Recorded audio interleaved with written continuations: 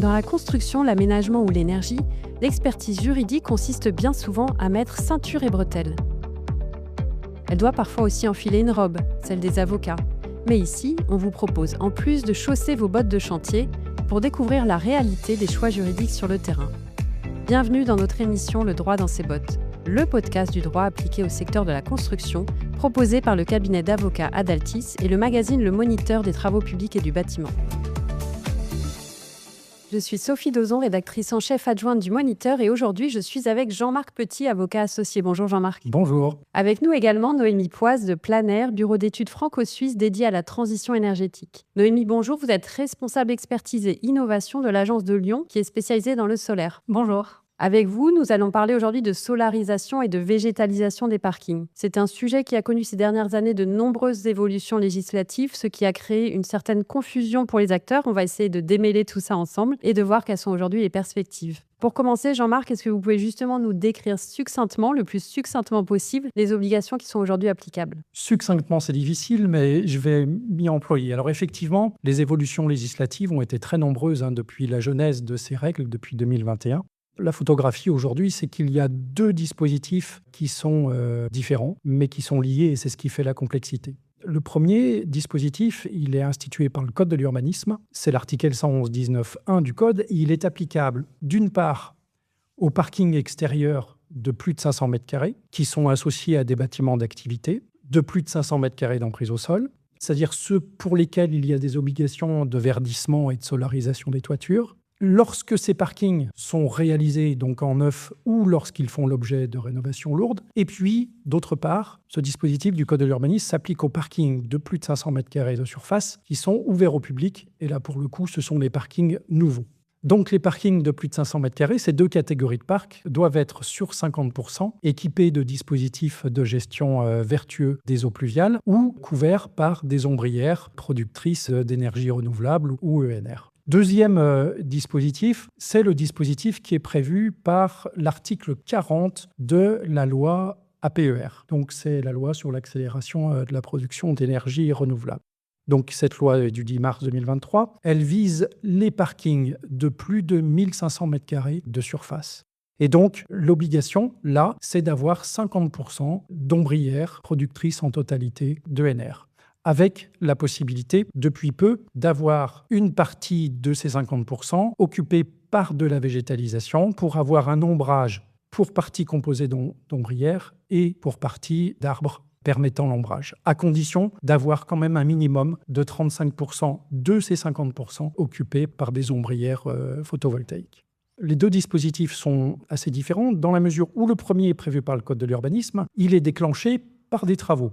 Soit des travaux de réalisation de parkings neufs, soit des travaux de rénovation de parkings lorsque ces parkings sont associés à des bâtiments d'activité qui font plus de 500 m² au sol. En revanche, le dispositif prévu par l'article 40 de la loi APER n'est pas déclenché par des travaux particuliers. C'est une obligation qui vise des parkings existants avec une obligation de se mettre en conformité avec ces obligations, donc 50% d'ombrières photovoltaïques, à des dates déterminées. Et pour être complet, on peut préciser qu'au moment où on enregistre cet épisode, il y a encore de nouvelles modifications qui se profilent avec des textes législatifs à venir. Effectivement, un projet de loi a été déposé au Sénat en novembre 2025 qui va élargir la catégorie des parcs associés aux bâtiments d'activité, puisque le seuil déclencheur de ces obligations, qui est aujourd'hui de 500 m² d'emprise au sol pour ces bâtiments, va être probablement, on verra l'évolution des débats, réduit à 130 m², ce qui fera entrer davantage de bâtiments d'activité dans la catégorie des constructions soumises à des obligations de verdissement de toiture. Et du coup, leurs parkings aussi seront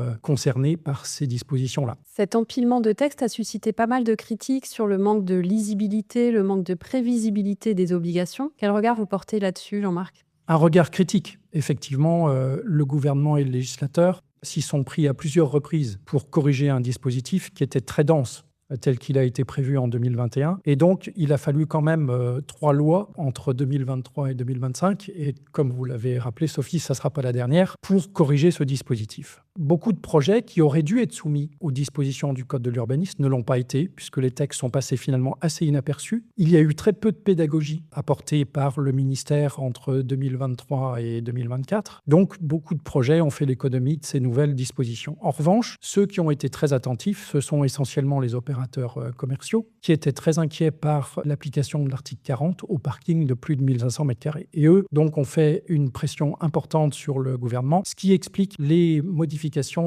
ultérieures. Mais effectivement, l'instabilité a été très grande. Elle a été quand même, pour le coup, heureuse, puisque les dates qui étaient très rapprochées se sont desserrées. Initialement, pour ces parkings qui étaient soumis à l'article 40 de la loi PER, nous avions 2 dates. Elles ont été assouplies par la loi Industrie verte, corrigées par la loi simplification du 26 novembre 2025. Et les délais ont été prorogés de 18 mois, c'est-à-dire jusqu'en 2028 pour certains parcs et 2030 pour les autres, selon la possibilité de s'approvisionner avec des panneaux plus vertueux que les autres, les panneaux dits de la seconde génération, qui ont des qualités différentes des panneaux habituels.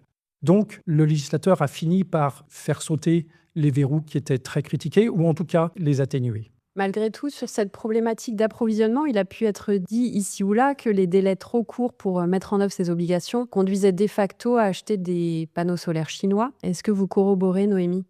Effectivement, c'est pas complètement faux. Comme ça a été dit, les dates de mise en conformité, c'est juillet 2026 et juillet 2028 pour les parkings de plus de 10 000 m² et 1 500 m² respectivement. Et les gigafactories qu'on espère voir entrer en service en France annonce des premières livraisons pour, au mieux, fin 2027. Donc, ce sont des délais courts pour recourir à ce type de panneaux. Comme l'a dit Jean-Marc, les délais ont été assouplis à 2 reprises, courant 2025, pour permettre d'avoir un report de ces dates lorsqu'on a affaire à des panneaux qui cochent des critères de résilience. Alors, ces critères de résilience sont des critères de performance énergétique et environnementale qui ont été fixés par décret et qui correspondent, on va dire, à un rendement élevé, un bilan carbone plus faible, des durées de garantie relativement longues et surtout une localisation de l'approvisionnement qui, tel qu'il est formulé, exclut, on va dire, la provenance asiatique.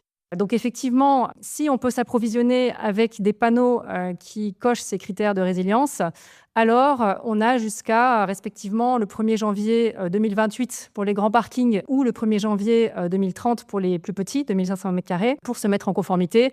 Donc ça laisse un peu plus de marge, mais ça reste des délais relativement serrés par rapport à la montée en puissance progressive qui est attendue, en tout cas pour les gigafactories françaises. Après, il existe aussi des fabricants qui assemblent d'ores et déjà sur notre sol français ou européen et auxquels on peut dès aujourd'hui s'adresser. Alors, on a évoqué tout à l'heure avec Jean-Marc le manque de lisibilité de cette réglementation. En tant que professionnel de terrain, Noémie, quelle est votre perception ? Je ne peux que confirmer ce qu'a dit Jean-Marc. Pour les maîtres d'ouvrage avec qui on travaille, que ce soit des maîtres d'ouvrage publics ou privés, c'est extrêmement compliqué de s'y retrouver. On a une réglementation qui n'est pas la même en fonction des différentes typologies de parking, comme ça a été dit, qui varie en fonction de différents seuils de surface, 500, 1500, 10 000 m², qui varie en fonction du mode d'exploitation, en DSP, en concession, qui varie en fonction de tas de critères et qui, de surcroît, peuvent faire l'objet de très nombreuses dérogations. On va en parler. Et puis, en plus, on a des réglementations qui ont été reprises de nombreuses fois depuis que, effectivement, les premiers textes sont sortis. Donc aujourd'hui, on va dire, il y a une appropriation qui est compliquée par les maîtres d'ouvrage.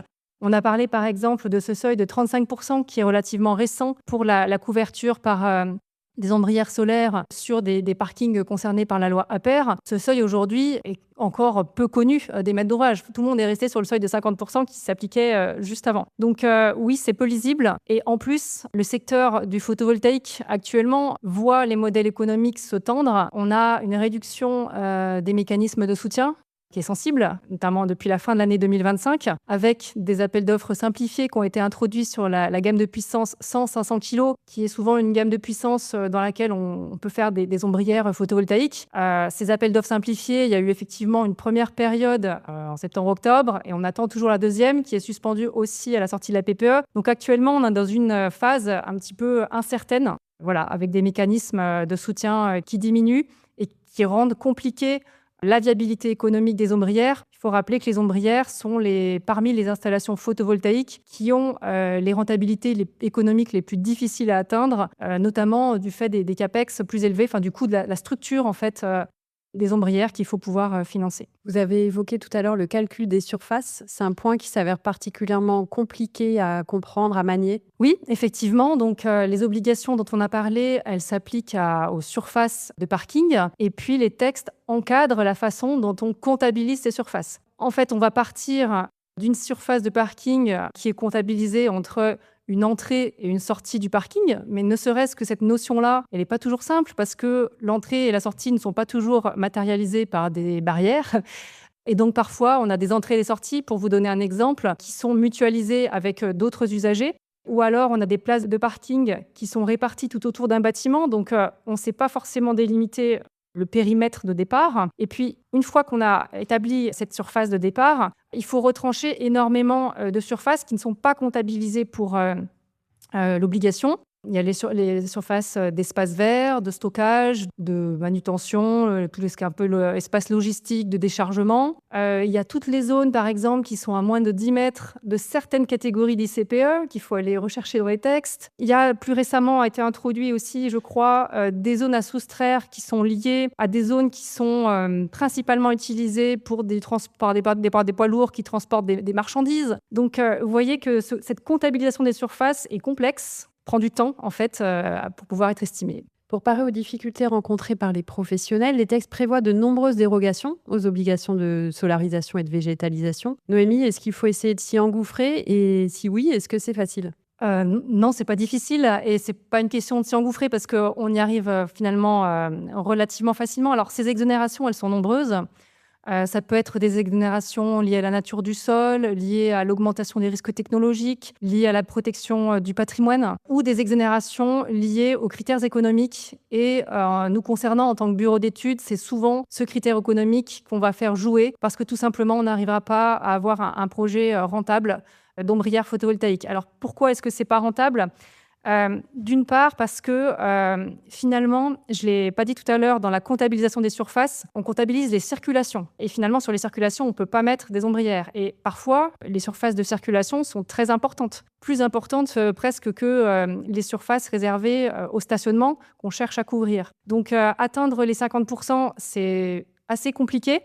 Les 35%, ça va peut-être assouplir, mais il faut avoir conscience qu'on a des parkings qui peuvent avoir des géométries complexes. Il peut y avoir des ombrages à proximité des bâtiments ou à proximité des arbres. Il peut y avoir des talus autour des places de parking qui complexifient la façon dont on va implanter les ombrières. Tout ça fait que si on cherche à positionner des ombrières uniquement là où c'est adapté, pour du photovoltaïque, on arrive assez facilement en dessous des seuils obligatoires. Alors du coup, pour atteindre les seuils, on est obligé de positionner des ombrières, par exemple, à l'ombre, ou de prévoir des travaux géotechniques, etc., qui sont importants et qui vont dégrader la rentabilité du projet. Donc, assez facilement, on va arriver à des coûts de revient qui dépassent ceux qui sont encadrés par la loi. Et puis, comme je l'ai dit tout à l'heure, tout simplement, les ombrières, c'est par nature des installations qui coûtent cher. Donc les rentabilités sont déjà compliquées quand il n'y a pas d'autoconsommation possible par les bâtiments à proximité, si on doit tout vendre sur le réseau. Avec la baisse des mécanismes de soutien, c'est de plus en plus compliqué effectivement d'avoir ces équilibres économiques. Et donc la dérogation, finalement, on peut l'avoir comme ça. Et j'ai envie de vous poser la question inverse. Finalement, si un gestionnaire de parking a l'opportunité d'échapper aux contraintes législatives, est-ce qu'il peut avoir quand même intérêt à entreprendre une végétalisation, une solarisation de son actif? Oui, tout à fait. Enfin, nous, on a affaire à des maîtres d'ouvrage qui partent aussi sur des démarches volontaires, quand bien même ils seraient éligibles à des dérogations. Et c'est effectivement ça qu'il faut encourager. On va rester sur une note positive. Alors, on va rester sur une note positive, mais on va quand même parler des risques pour finir. Le respect des obligations, est-ce qu'il est contrôlé? Et que risque un contrevenant, Jean-Marc? Bien sûr, à partir du moment où il y a des obligations, il y a des sanctions. Pour les parcs de stationnement dont la surface est supérieure à 1500 m², qui sont soumis à l'article 40 de la loi PER, l'amende en cas de non-conformité, quand on ne peut pas disposer d'une dérogation, pourrait être de 20 000 € par an maximum, jusqu'à la mise en conformité effective aux dates dont nous avons parlé. Si la superficie du parc est inférieure à 10 000 m² et elle passe à 40 000 € par an maximum lorsque la superficie est supérieure à 10 000 m². Bon, la sanction doit être proportionnée à la gravité du manquement et il y a une procédure contradictoire, mais ces sanctions sont assez importantes. Pour les parcs qui sont soumis de plus de 500 m², qui sont soumis aux obligations de l'article 111-19-1 du Code de l'urbanisme, ce sont les sanctions prévues par le Code de l'urbanisme qui sont applicables. Et là, l'amende peut aller jusqu'à 300 000 € pour les personnes physiques et à 5 fois plus pour les personnes morales, ce qui nous amène quand même à un montant potentiel maximum de 1 500 000 € pour les personnes morales, ce qui est bien entendu très dissuasif. Eh bien, merci à tous les deux pour ce panorama qui nous permet d'y voir plus clair. Et merci à vous, chers auditeurs, de nous avoir écoutés. N'hésitez pas à vous abonner à notre podcast Le droit dans ses bottes sur votre plateforme d'écoute préférée et à partager cet épisode avec votre réseau. À bientôt.